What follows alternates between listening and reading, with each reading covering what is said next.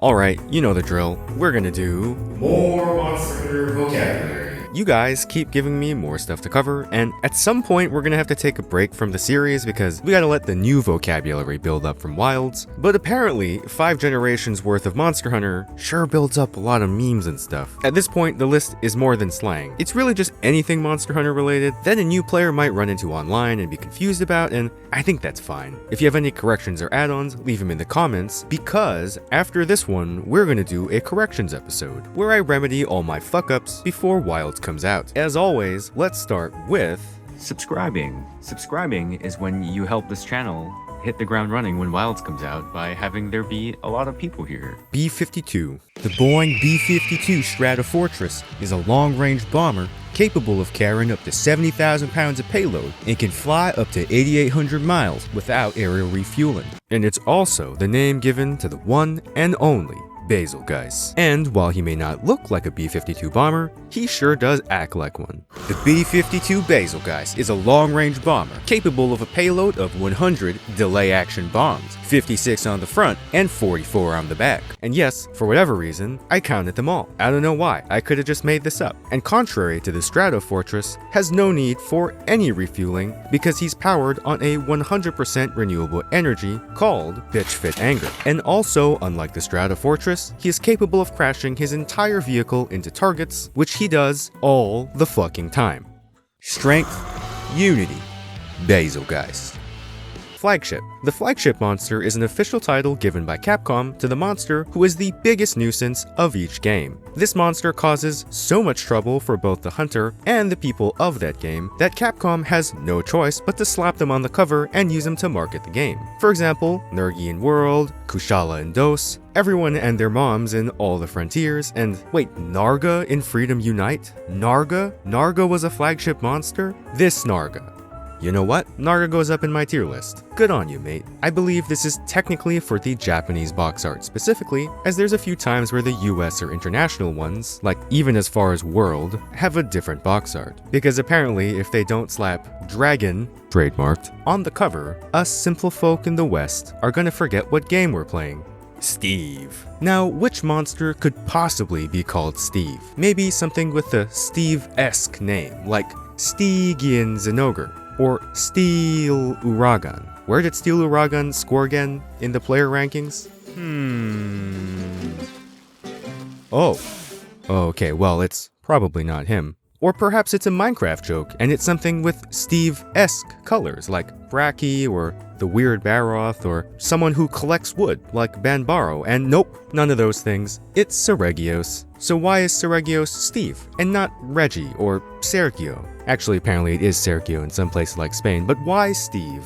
The reason may shock you, because of how stupid it is. In a Capcom Unite blog for the upcoming Monster Hunter 4U, someone asked the community manager Yuri, Hello, I'm Yuri. what the Flagship monster's name was, and poor Yuri, not knowing the widespread brain damage he was about to cause, just said Steve as a fun little joke. And like a frenzy virus infection, a good chunk of the Monster Hunter community latched onto this name and turned it into the permanent name for this flying bag of thorns, Nova. You'll often hear the term Nova or Supernova thrown around in the Monster Hunter community, sometimes complaining that there's too many of them, and they're basically a community term for a monster's signature attack. But not all signature attacks are considered Novas, so what does or doesn't make an attack a Nova? Is Tigrex yelling a Nova? Is Paratoad a Nova? Can you tank a Nova with 6k defense? The term Nova originates back to the original Nova in Monster Hunter 4, Teostra's Broken Toaster attack, which had a wide AoE, high damage, and a mechanic for cancelling it. Now, for the life of me, I can't actually tell if this is an official term or not. Supposedly, Capcom at some point has officially named this move the Nova, but I have no idea where. If at all, it's in a Japanese guide somewhere, and I have the kanji reading skills of a literal preschooler. Okay, in an attempt to find it, I've purchased a copy of the Japanese Monster Hunter 4G guidebook. It will not be coming by the time I release this video, but I will let you know after I get it. In general, finding literal names for moves is kinda hard because not all of them are named the way Eschaton Judgment or Safi's Sapphire Stars at Our Back Emperor Beam is. In fact, most just exist in game files, and not all of them get localized to English. Now, because there aren't literal names. The definitions where the line is between what's considered a nova and what's not seems to be pretty gray, especially once you get to older games. Before Teostra, were these novas, were these not? Nobody knows. Either way, in more recent games like Stories, they've literally named this attack Supernova. And even in Rise, some attacks have officially been called supernovas, so maybe Capcom will one day have an official guide on what is or isn't a nova, so we don't have to play the headcanon game to find out. George. George is another monster nickname, but confusingly enough, it's been given to multiple different monsters, and the one you think it is just depends on when you started playing. Furious George is probably the easiest to guess, which is the more recent community nickname for Furious Rajang. Instead of the man with the yellow hat, he's got no tail and a yellow gat. Never wish to say that again. And finally, we have the original George, the patron saint of fracking, freshly paved asphalt, and impaling yourself. We have Gogmazios. Why is he called George? Supposedly, it's based off of the Japanese name Gogumagiosu, but honestly, I think people just call him George because it's easier than saying Gogmazios every time.